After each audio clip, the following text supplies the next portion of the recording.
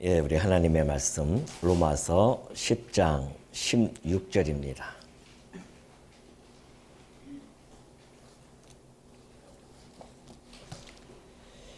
(16절)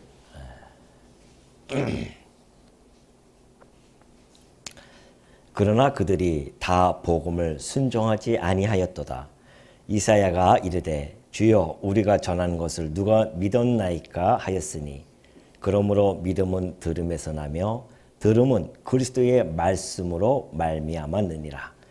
그러나 내가 말하노니 그들이 듣지 아니하였느냐 그렇지 아니하니 그 소리가 온 땅에 퍼졌고 그 말씀이 땅 끝까지 이르렀도다 하였느니라. 우선 18절까지만 봉독해 드렸습니다. 한 2000여 년 전이죠. 팔레스타인 한 지경에 아름다운 소식을 전하는 발이 나타나게 되어집니다.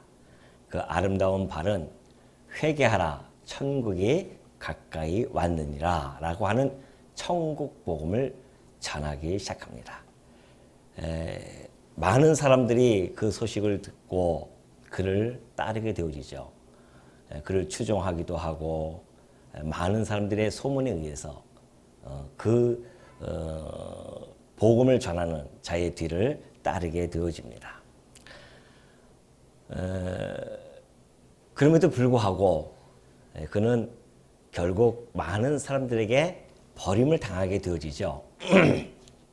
그래서 십자가에서 못 박혀 죽으시고요. 그리고 3일 만에 마침내 부활하시게 되어지십니다. 많은 사람들이 그런 소식을 소문을 듣습니다. 우리가 십자가에 못 박아 죽였던 그 예수라는 사람이 살아났다는 그런 소문이 들려오기 시작하죠. 그리고 그가 하늘로 승천했다는 이야기도 전해옵니다. 그럼에도 불구하고 많은 사람들은 그를 따르지 않습니다. 그가 남겨놓은 그 제자로부터 시작되어졌던 그 천국 복음은 예루살렘과 그리고 유다와 사마리아까지 전하게 되어지죠. 그럼에도 불구하고 정작 그 이스라엘 민족들, 곧 유대인들은요, 그를 받아들이지 못했습니다. 오히려 그 소식을 전하는 자들을 쫓아다니면서 박해하고 핍박을 가하고 위해를 가하면서 그들을 잡아 죽이고자 그렇게 애를 쓰고요. 또한 그러한 복음을 받아들이는 자들을 출교함으로 말미암아 그들의 삶의 고통을 가중시키는 그런 일들을 하게 되어집니다. 그런데 또 이상한 일이 하나 벌어집니다. 그 복된 소식이라고 하는 천국 복음을 정작 그 이스라엘 민족들, 그렇게 메시아를 기다렸고 그러한 천국 복음을 기다렸던 그 이스라엘 민족은 받아들이지 아니하였는데요. 아이러니하게도 그 천국 복음에 대해서 아무 정보도 없었던 자들, 그러한 자들이 그런 복음을 받아들이면서 오히려 놀라운 일이 벌어지기 시작합니다. 그래서 이방에 복음이 전파되어지죠. 그렇게 많은 사람들, 이스라엘 민족들이 2000년 동안 율법을 받고 또한 그들의 조상인 아브라함부터 시작되어져서 천하 만민에게 복을 줄 그 메시아를 기다렸던 그들 이스라엘 백성들에게는 정작 메시아가 왔음에도 불구하고 받아들이지 못했고요. 메시아가 누군지 또는 우리가 왜 그 메시아를 받아들여야 되는지 묻지도 아니하고 찾지도 아니했던 그 이방인들에게는 그 복된 소식이 전해지기 시작합니다. 도대체 왜 이런 일들이 벌어졌는가에 대한 문제 그리고 의식이 있는 거죠. 그 의문에 대해서 바울은 지금부터 하나하나 진술해 가기 시작합니다. 왜 이스라엘 민족들은 그 복음을 받지 못했으며 이방인들은 왜 또 그 복음을 받게 되어졌는지, 그렇다고 한다면 그 이스라엘 민족들, 복음을 받지 않았던 이스라엘 민족은 또 어떻게 되어질 것인지에 대한 문제들을 하나하나 바울은 하나님으로부터 받은 그 계시의 정신에 입각해서 진술하기 시작하는 것이죠. 16절에 바로 그 이야기가 나옵니다. 그들이 다 복음을 순종하지 아니하였도다. 아까 얘기했던 그런 말씀이죠. 이상하게 복음을 순종하지 않습니다. 이상하잖아요. 여러분들도 생각해 보십시오. 지금 우리들 눈앞에서 엄청난 표적과 기사와 이적이 일어납니다. 오병이어의 기적이 일어나기도 하고요. 또 죽은 자를 살리기도 하고 그 모든 질병에 걸린 자들을 다 일으켜 세우기도 하고요. 그러한 놀라운 일을 직접 두 눈으로 목도하고 그리고 그 놀라운 메시지를 직접 귀로 듣기도 했습니다. 그럼에도 불구하고요.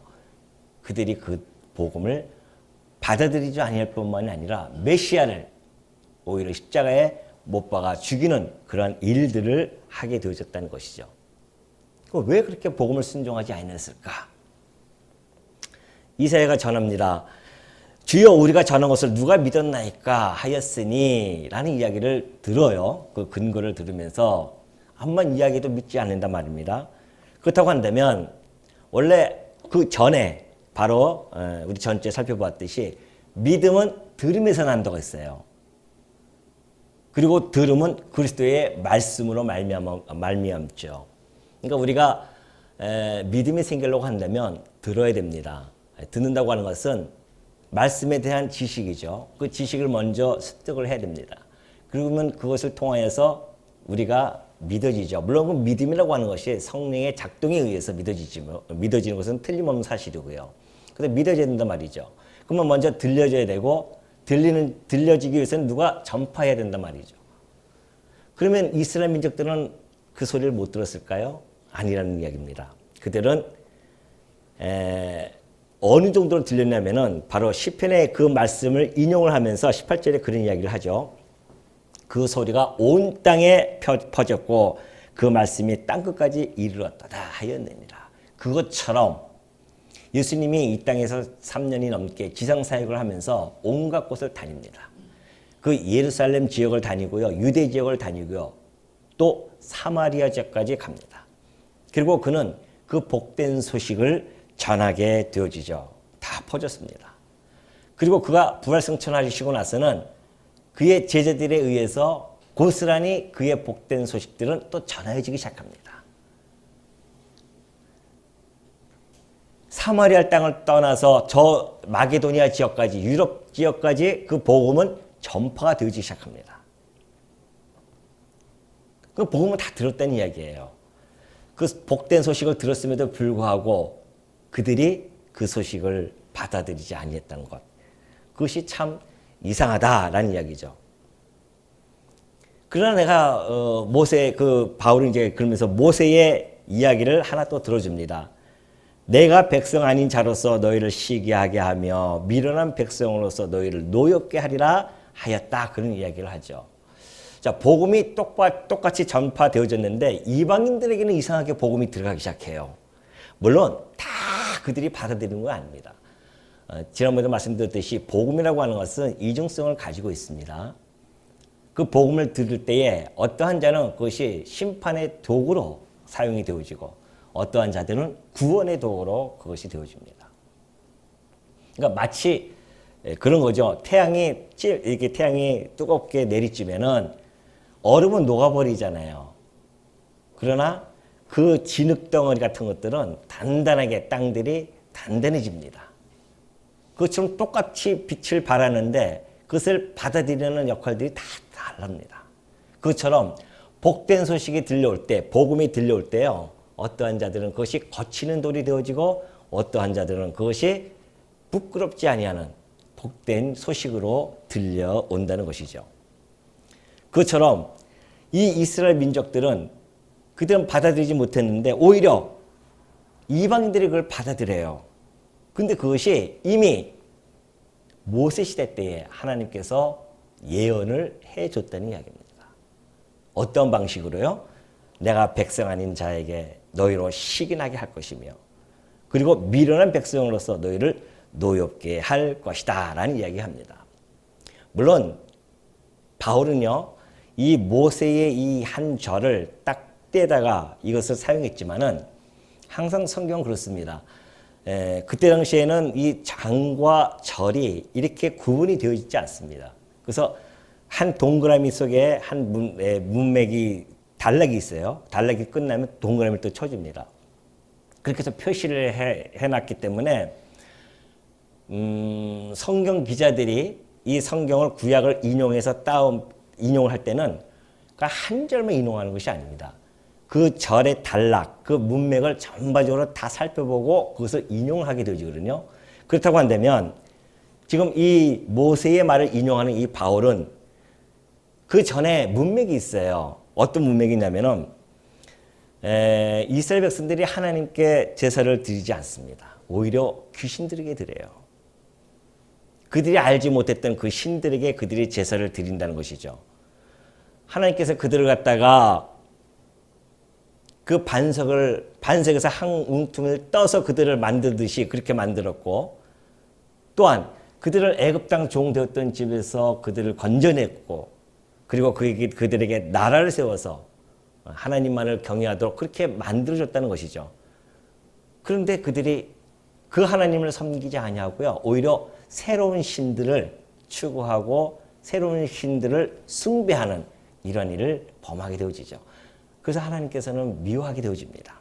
그래서 여호와께서 보시고 미워하면서 그 자녀들에게 경노하게 되어진다는 이야기입니다. 다시 말해서 하나님의 뜻을 순종하지 아니하는 자들이죠.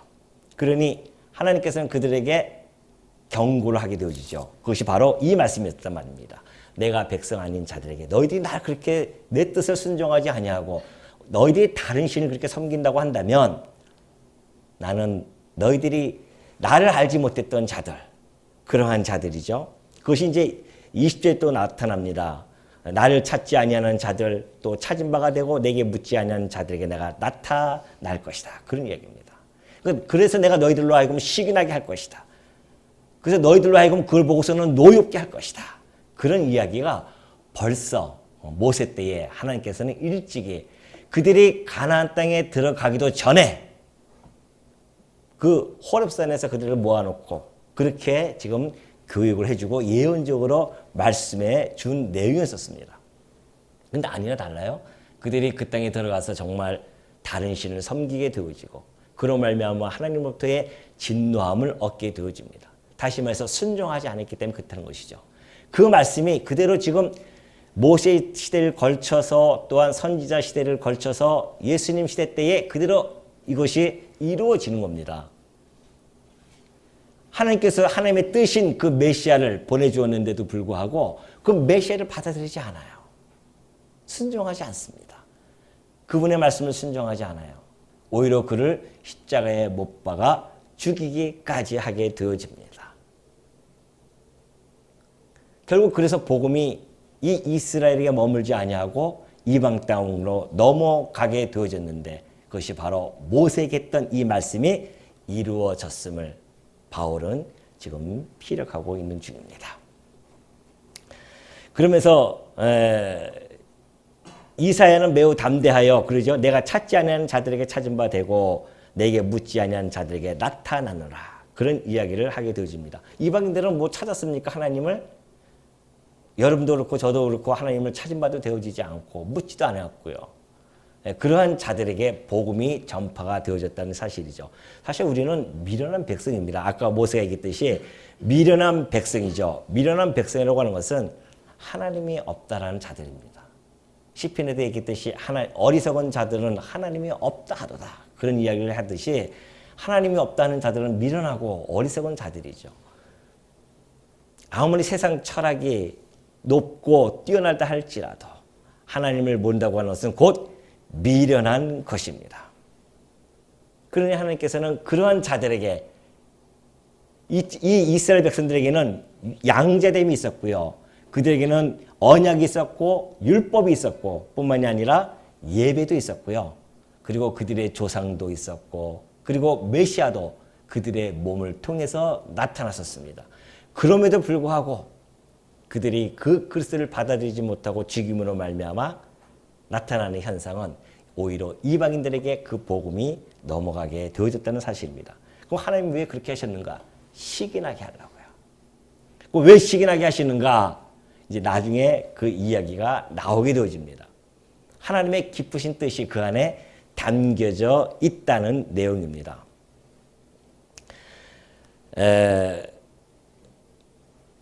그러면서 이제 21절 보면 그러죠. 이스라엘에 대하여 이르되 순종하지 아니하고 거슬러 말하는 백성에게 내가 종일 내 손을 벌렸노라 하였느니라. 그런 이야기를 하게 되어집니다. 이것도 역시 이사야 선지자를 통해서 이야기한 것이죠. 순종하지 아니하고 거슬려 말하는 백성. 다시 말해서 이스라엘 백성을 지금 이야기하거든요. 그러니까 하나님께서는 이스라엘 백성이 아닌 이방인들에게 복음이 전파될 것을 예언했지만은 그리고 그들이 순종하지 아니한 자들에게도 여전히 하나님께서는 두 팔을 벌리고 기다리고 계신다.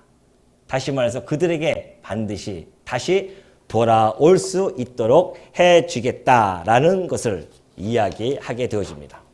그것이 이제 11장부터 나타나게 되어지는데 바울이 자기를 하는 예를 들어줘요.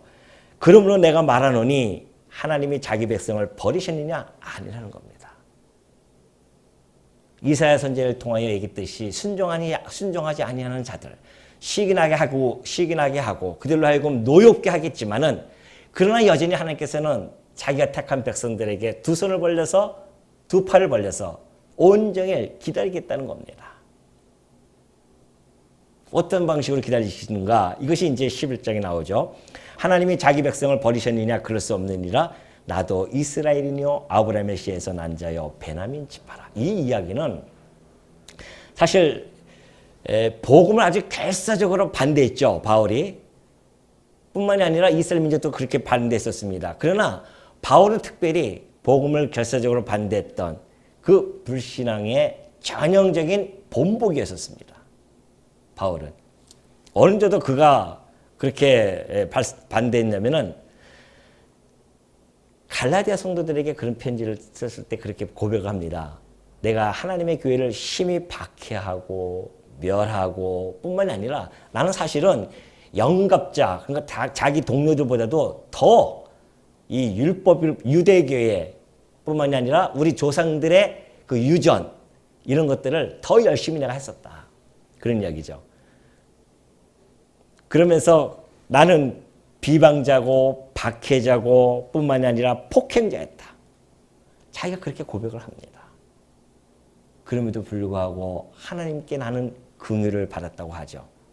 하나님이 내 어머니의 태로부터 나를 택정하고 그리고 그의 은혜로 나를 부르셨다. 그런 이야기합니다. 왜 그렇게 하는가?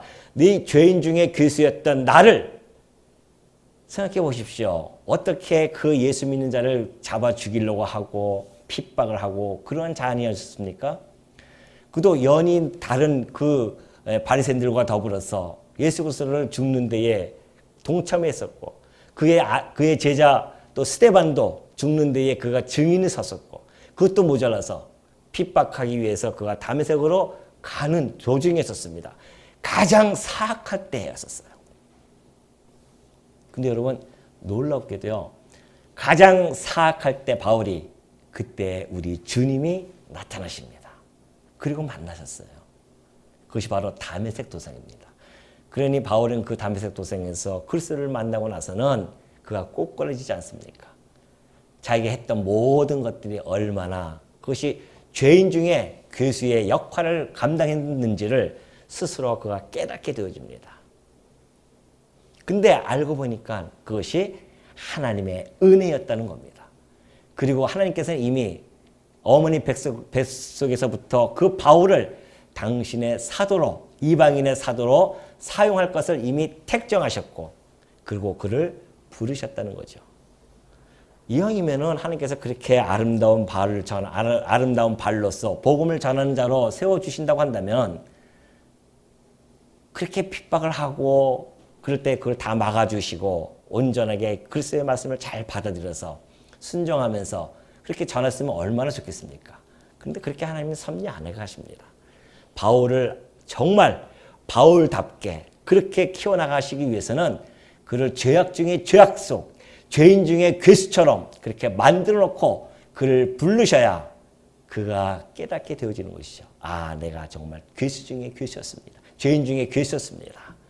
근데 이것이 내가 하나님의 사도가 되어져서 복음을 전하게 되어진다고 하는 것은 이것은 하나님의 은혜가 아니고서는 아니 되옵니다. 이것이 바로 하나님의 긍휼하심이십니다 라고 그의 입술에서 고백하게 하기 위해서 정말 그렇게 고백하잖아요. 바울은 정말 그렇게 고백합니다. 내가 긍휼을 입었기 때문에 내가 하나님의 은혜로 말미암아 이 이방인의 사도가 되어졌다. 그런데 중요한 이야기를 하나 합니다. 내가 긍휼을 입은 까닭은 예수 그리스도께서 내게 먼저 일체 오래 참으심을 보이사 후에 주를 믿어 영생 얻는 자들에게 본이 되게 하려 하심이라. 아주 중요한 얘기죠. 하나님께서 왜 내게 이렇게 긍휼을 내가 주어서 바울을 주어서 예수 그리스도께서 먼저 오래 참으셨을까? 바울에게. 그렇게 십자가의 돌을 믿는 자들을 쫓아다니면서 박해하면서 그러한 것들을 지켜보시면서 우리 주님은 왜 이렇게 오래 참고 계셨을까? 알고 보니까 나중에 주를 믿어서 영생 얻는 자들에게 본이 되게 하기 위해서 그렇게 했다는 겁니다. 오늘 만약에 하나님께서 우리들에게도 오래 일절 참으지 아니하시면은 우리도 그냥 불꽃에 던져지는 자들로서 그렇게 살아 끝났을 것입니다. 누구든지 그러죠. 근데 그 오래 참으심은 누구에게나 다 오래 참으심이 아니라 하나님의 백성을 위한 오래 참으심입니다. 그런데 바울이 바로 그것을 깨닫게 되어진 거죠. 아, 이것이 은혜였었고 이것이 하나님의 긍휼로 되어진 것이구나. 그렇다고 한다면 이스라엘 민족들 지금 예수를 십자가에 못 박아 죽였고 그리고 그들을 전했던 그 복음을 전했던 그 제자들을 다 죽였던 자들 결국은 그 죄악된 그 모습을 결과로 나타나는 것은 예루살렘 성전 다 망해버리고 이스라엘 민족 그 나라가 없어지고요. 2000년 동안 유리방황하지 않았습니까? 그런데 정말 놀랍게도 1948년에 이스라엘 독립을 해버려요. 이런 것들이 여기 말씀과 무관하지 않습니다. 하나님께서는 오래 일절 참으신 이유가 바로 그 뒤에 나타나는 거죠. 내가 본이다. 비록 그들이 그렇게 악한 짓을 했다 할지라도 하나님께서는 긍휼하심과 은혜를 베푸심으로 말미암아 그들을 다시 부르실 때가 있을 것이라는 것을 지금 이제 11장에서 나타나게 되어집니다. 그것이 2절이죠. 하나님이 그 미리 아신 자기 백성을 버리지 아니하셨나니 너희가 성경이 엘리야를 가리켜 말한 것을 알지 못하느냐? 그가 이스라엘을 하나님께 고발하되 주여 그들이 주의 선지자들을 죽였으며 주의 제단들을 헐어버렸고 나만 남았는데 내 목숨도 찾나이다 하니 그에게 하신 대답이 무엇이냐? 내가 나를 위하여 바알에게 무릎을 꿇지 아니한 사람 7,000명을 남겨두었다 하셨으니 그런즉 이와 같이 지금도 은혜로 택하심을 따라 남은 자가 있느니라. 그렇게 이야기하죠. 자기도 바울이 그러죠. 나도 이스라엘 민족이고 아브라함의 씨에서 났고 베냐민 지파인데 하나님께서 나를 갖다가 나도 나 같은 자들도 그렇게 하나님의 백성으로 다시 불러서서 이 이방인의 사도로서 사용을 해주었는데 이스라엘 민족들 하나님께서 미리 하신 자기 백성들을 버리지 아니하신다는 겁니다. 이스라엘 민족들이 그냥 모형적인 백성이라 할지라도요. 하나님께서 이미 구약 백성을 통하여서 그를 미리 선택을 했었고 그리고 그들에게 율법도 주었고 그리고 그들의 조상을 불러서 나라를 세워주는 그래서 그들에게 약속을 해줬던 그러한 하나님과 이스라엘 민족의 관계가 있습니다. 그런 민족 관계를 그리고 메시아를 그 민족을 통해서 보내주셔서 천하 만민에게 복을 내려주시는 이 놀라운 역사를 진행해 가시는데 이스라엘 백성들을 아주 버리시지 아니하신다는 겁니다. 그 근거를 바울은 엘리야 사건을 들어줍니다. 물론 이 사건은 여러분이 잘 아실 것입니다. 그러나 그 역사적인 배경을 잠깐 설명하는 것이 좋겠죠. 그 이스라엘 왕 그때 북이스라엘과 남유다가 갈라지죠. 그 북이스라엘에 시므리 왕이 반역을 해가지고서는 왕으로 올랐습니다. 그런데 7일 천하예요. 7일 동안뿐이 왕 노릇을 못합니다. 그리고 나서는 오므리가 대항을 군대 장관 오므리가 대항을 해가지고서는 왕위에 오릅니다. 그리고 사마리아로 도성을 옮겨요. 그러면서 저 시돈 왕은 누구였었냐면은 시돈의 그 아세라 신전의 제사장이었었어요. 그가 왕이 되어집니다.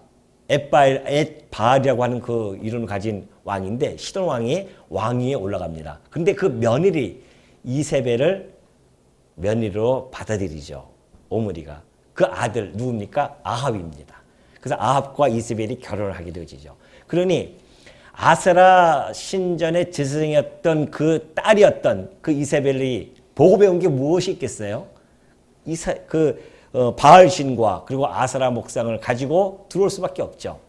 그래서 이스라엘 사마리아에다가 바알 신전을 세우고 아세라 목상을 세우고 그러면서 그들이 바알과 아세라 신을 섬기기 시작합니다.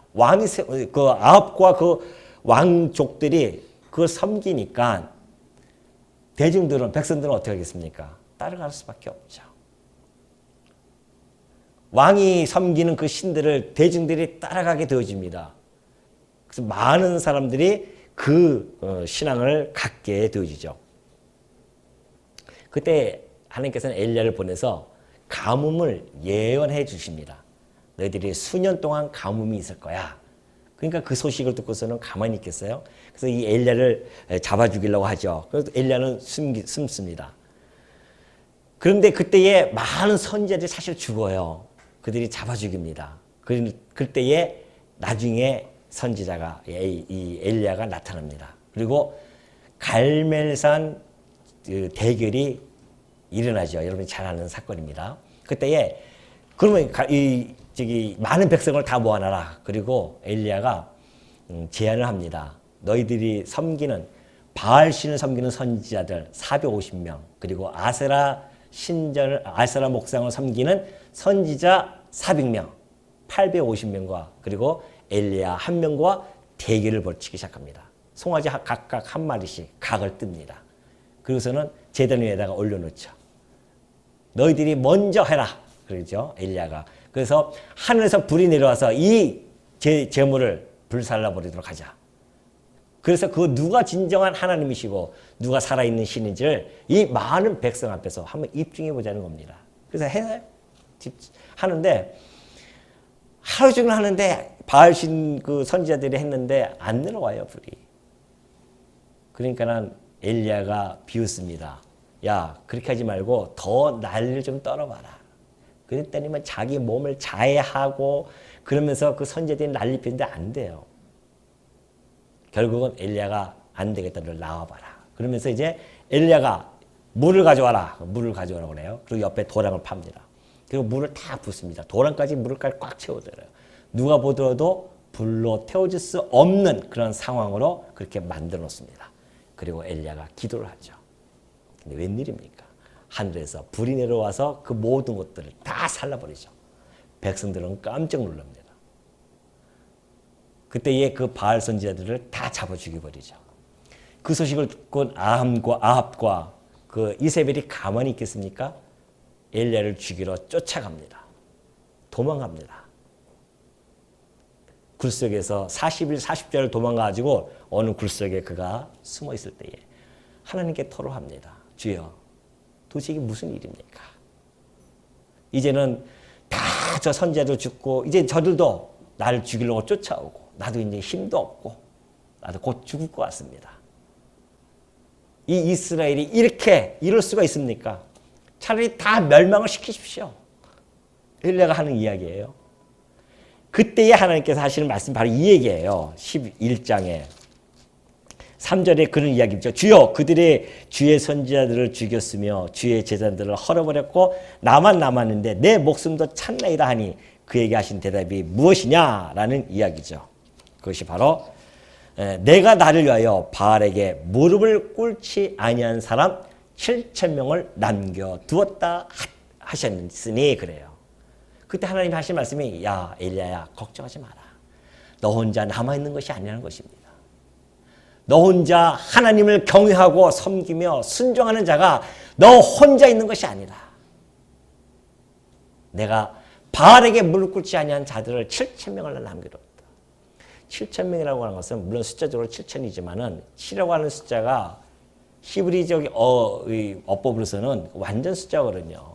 하나님께 온전히 섬기는 자들, 그런 자들 내가 온전하게 그들을 보호하고 남겨두었다는 이야기입니다. 그러니 이스라엘 백성들 너희들 지금 그렇게 너희들이 완악하고 순종하지 아니할지라도 지금까지 그러잖아요. 지금도 여전히 그들은 예루살렘 성전을 짓겠다고 지금 저 이스라엘 나라들이 예루살렘에 모여서 지금 그 일을 하고 있는 거 아니겠습니까? 여전히 메시아를 받아들이지 못합니다. 그럼에도 불구하고 그 가운데 하나님께서는 남겨둔 자들이 있다는 겁니다. 하나님의 뜻을 순종하고 하나님을 경외하고 하나님의 이 복된 소식을 받을 자들, 불순종하지 아니할 자들, 그러한 자들이 분명히 있다는 사실을 그들에게 이 바울을 통하여서 밝혀주는 것이죠. 그러니까 엘리야 시대 때뿐만이 아니라 바로 이 바울 시대 때도 하나님께서 남겨줬죠. 그래서 바울도 그 안에 포함되어졌었고 베드로 12제자들이 다 유대인 아닙니까? 그 처음에 예루살렘 교회가 세워졌잖아요. 예루살렘 교회에 그 남은 자들이 있었고요. 그러나 2000년 동안 그들이 유리방황하면서 흩어졌지만은 그들이 가지고 있던 그들이 그 유대계적인 그런 사상을 가지고 있던 자들에게 있지만은 지금도 여전히 그 사상에 쩌들려 있지만은 그러나 서서히 변화가 주어지고 있으며 그 남은 자들을 하나님께서 구원하시려고 역사가 지금 진행되어져 가고 있다는 사실입니다. 그런데 그것이 남겨진 것이 그들이 잘나서 똑똑해서 하나님을 잘 섬기기 때문에 그래서 그러신 것이 아니라 5절에 보니까 지금도 은혜로 택하심을 따라 남은 자가 있답니다. 은혜로 택하심을 받아야 돼요. 그게 핵심입니다. 그 남아있다고 하는 것은 은혜로 택하심을 받은 자들입니다. 여러분 이 말씀은요. 여기에 말씀이만 국한되어지지 않습니다. 우리가 교회사를 한번 살펴보십시오. 2000년 교회사를 보면은 이 중시대 때에 1000년 동안 얼마나 깜깜한 시대였었습니까? 그리스도의 자리에 인간이 앉아서 교황이라고 해가지고서는 많은 사람들에게 하나님의 말씀보다는 자기의 말이 더 권위 있게 전해지고 그런 말미암아 많은 사람들이 그 흑암 속에서 살아왔던 시기가 있었습니다. 그런 가운데서도 여전히 하나님께서는 은혜로 남겨둔 자들이 있었습니다. 그것이 바로 칼빈과 루터였으며 종교 개혁자들이었습니다. 하나님께서는 항상 그렇게 남겨두십니다. 만약에 하나님께서 그 은혜로 택하심을 받은 자들이 남겨두지 아니었다고 한다면요, 이스라엘은 벌써 소돔과 고모라처럼 멸하고도 남음이 있습니다. 안 그래요? 다 멸하고도 남음이 있죠. 그들의 하는 행동을 보면 지금까지도 그 하는 행동을 보면 메시아를 받아들이지 아니하는 그런 모습들. 그럼에도 불구하고 하나님께서는 그들에게 은혜로 택하심을 입은 자들이 있기에 여전히 그들을 존속시켜 주시는 것이고요. 교회도 마찬가지입니다. 교회가 아무리 타락을 하고요. 지금 한국교회가 얼마나 타락되어 있습니까? 부가 가득 차게 되어지면은 교회는 타락하게 되어 있습니다. 그러나 시간이라고 하는 것은 언제나 변질과 변화가 동반되어지기 때문에 교회도 종교개혁이 일어나고 나서 또 400여 년 동안 지나면서 얼마나 타락이 되어집니까? 많은 사람들이 실망합니다. 그래서 많은 사람들이 기독교라고 그렇게 비판하고 조롱합니다. 어떻게 보면 점점 이 교회가 다 무너져 가버리는 그러한 걱정을 하는 자들도 참 많이 있습니다. 그럼에도 불구하고요. 교회가 아주 망하지 아니하는 이유는 바로 여기에 있습니다. 이 원리에 있습니다. 하나님께서 은혜로 택하심을 받은 남은 자들이 아직도 있다는 거죠. 이스라엘 민족도 이방인들도 마찬가지죠. 이방인의 때가 있는데 그 이방인의 때에 하나님께서 남겨둔 자들이 있어요. 한국뿐만이 아니라 이제 중국을 넘어가고 저 아랍을 넘어가겠죠. 거기에 남아있는 자들이 있고 마지막 이스라엘에 남겨진 자들이 있기 때문에 하나님께서는 끊임없이 당신의 열심으로 그 일을 해 가실 겁니다. 우리가 소망하는 것은 우리 이 대우장로교회가 하나님께서 바알에게 무릎 꿇지 아니한 자들로서 남겨둔 7천인에 포함되어지기를 간절히 바랄 뿐입니다. 이 교회가 남겨져 있는 그 이유가 무엇이며 이 교회가 해야 할 일이 무엇인가. 이 시대에 바알이라고 하는 것은 다양하게 있죠. 우리가 섬기는 것들이 얼마나 많습니까? 인간들이. 부와 명예와 권력들, 이 모든 것들이 이 시대의 바알일 수 있습니다. 그 바알을 우리가 섬기지 아니하고 오로지 우리 하나님만을 우리가 바라보고 하나님의 뜻을 추구하면서 그리고 하나님의 자녀답게 그것들에게 무릎 꿇지 아니하면서 살아간다는 것, 이것이 바로 하나님의 백성답게 살아가는 모습 아니겠냐 말이죠. 이것이 우리가 추구하는 이 시대에 지금 남아있는 우리의 모습이고 우리가 우리의 신앙을 지켜야 나가야 하는 우리의 사명이 아니겠나 싶습니다. 은혜로 택하심을 따라 남은 자가 있다는 사실, 그 진리의 빛이 교회가 세속화되어지고 뿐만 아니라 자유주의 신학과 더불어서 신비주의로 아무리 기울어져 있다 할지라도 이 진리의 빛이 가려지지 않고 여전히 비춰지고 존속되어져 가는 것, 이것이 바로 하나님께서 이 남은 자들을 위한 역사라는 사실을 우리는 다시 한번 깨닫게 되어집니다. 그러면서 만일 은혜로 된 것이면 행위로 말미암지 않음이니 그렇지 않으면 은혜가 은혜되지 못하느니라. 그러죠? 왜 은혜가 아니라 바로 행위가 아니라 은혜로 되어진 것이다. 그런즉 어떠하냐? 이스라엘이 구하는 그것을 얻지 못하고 오직 택하심을 입은 자가 얻었고 그 남은 자들은 우둔하여 졌느니라. 기록된 바 하나님이 오늘까지 그들에게 혼미한 심령을 보지 못할 눈과 듣지 못할 귀를 주셨다 함과 같으니라. 이스라엘이요, 구하는 그것이 뭡니까? 자기네들은 율법을 통해서 의롭게 되어지고 구원을 얻고자 애를 썼습니다. 그러나 그것을 얻지 못하지 않았느냐? 오직 택하심을 입은 자가 얻었는데 그것이 곧 은혜로 얻어진 것이다. 믿음으로 말미암아 얻어졌다. 그런 이야기죠. 근데 그 남은 자들은 우둔하여졌다는 겁니다. 이스라엘 민족들이 처음에 바울도 그렇고 베드로도 그렇고 처음에는 유대인들이 복음을 받아들였잖아요. 근데 그 나머지들은 결국은 받아들이지 못하고 바울이 가는 곳곳마다 쫓아다닙니다.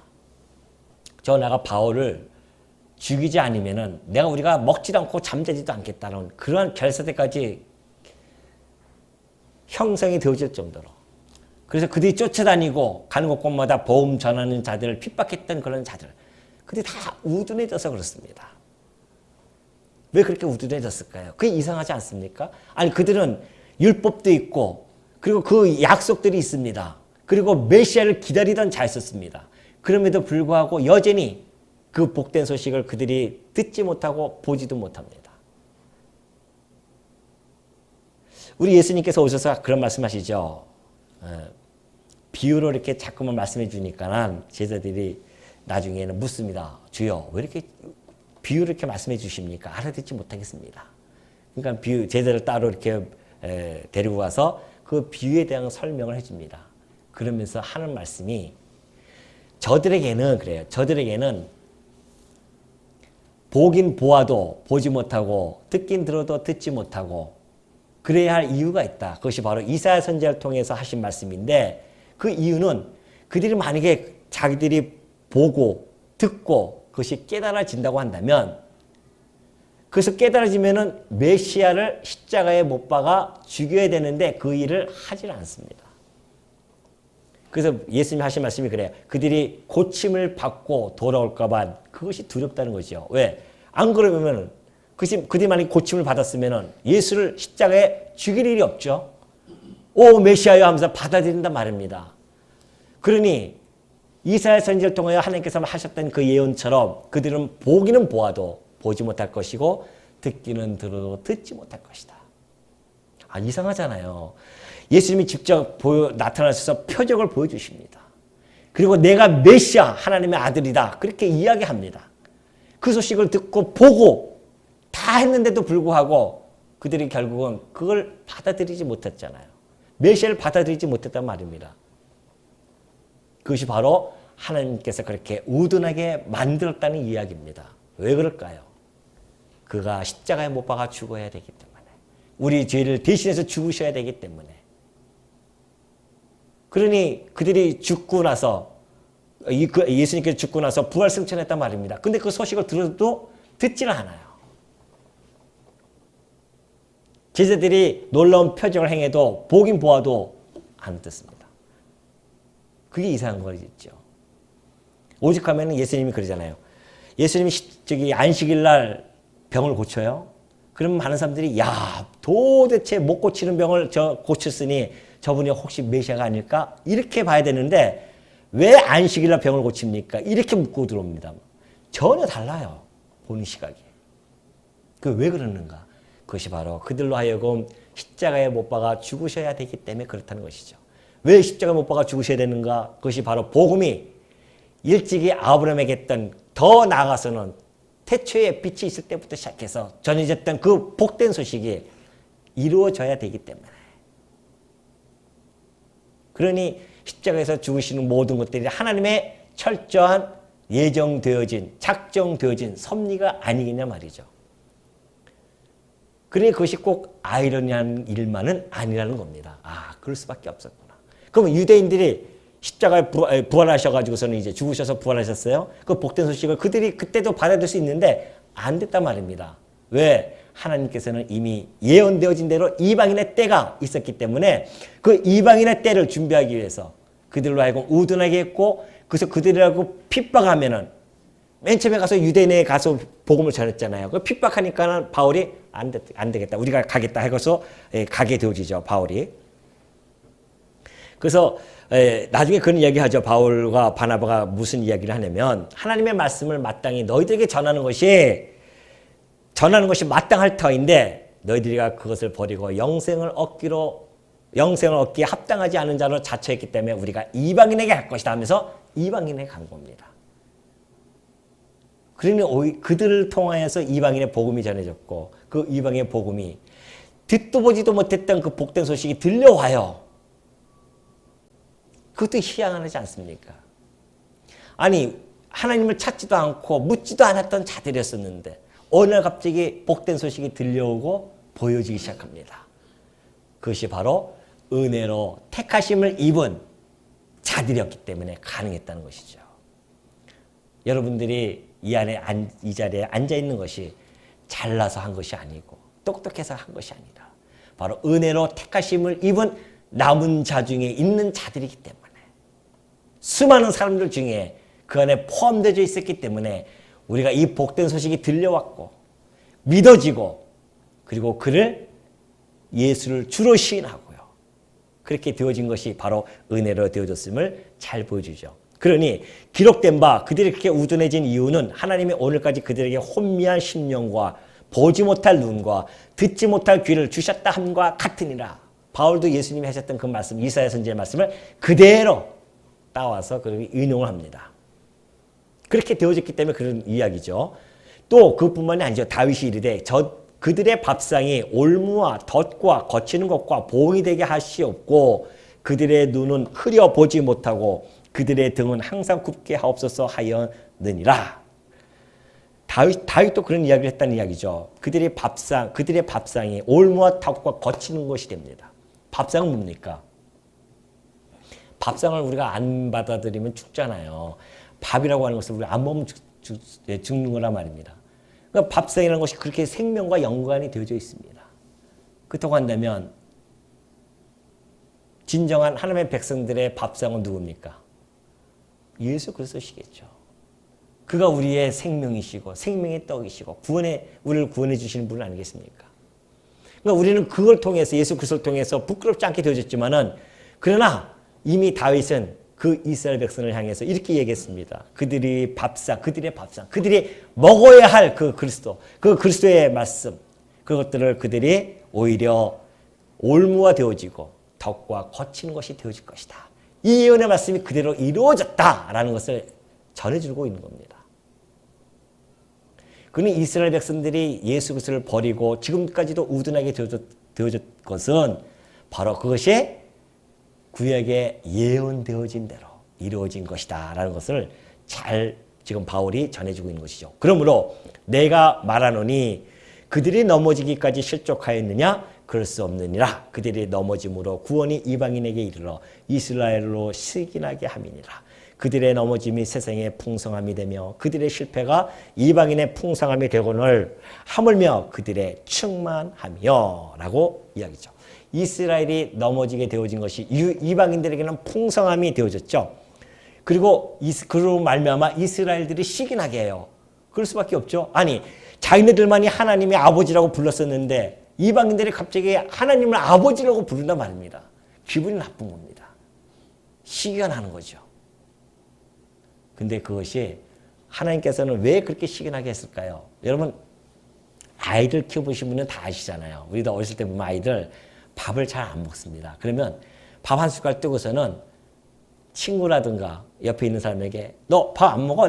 준다 하면서 막 그렇게 하면은 와서 먹습니까? 안 먹습니까? 막 달려서 또 먹어요. 왜? 시기가 나니까. 시기가 나서 이렇게 먹는단 말이죠. 같은 원리입니다. 하나님께서 이방인들 택하지도 아니했던 그 구약시대 때 택하지도 않았던 그 이방인들을 하나님께서 자녀 삼아 줬단 말이죠. 얼마나 시기가 나겠습니까? 그것도 자기네들이 버린 그 메시아를 통하여서 하나님의 자녀가 되어졌다는 그 놀라운 사실, 그 시기 난단 말이죠. 그 시기 나게 해서 그렇게해서 하나님께서 이렇게 팔을 벌리시고 기다리고 계시는 중입니다. 그러니 이제 그때가 올 것이죠. 이스라엘 때가 오면은 그들이 복음을 받아들이고 그들도 함께 이방인들과 한 세 사람이 되어져서 하나의 교회로 이를 뚝뚝 세워지고 한 예루살렘으로 세워져서 하나님이 거하시는 그곳 하나님과 함께 우리 이스라엘 민족과 우리 이 이방인과 하나가 되어져서 그리스도를 머리로 해서 하나님을 섬기며 하나님을 찬송하는 그런 아름다운 성전으로 되어질 것이 이미 예언되었고 이미 되어지고 있고 앞으로 그리 되어질 것이다 라고 하는 그 소망의 메시지를 바울이 지금 로마에 있는 성도들에게 전해주는 대목입니다.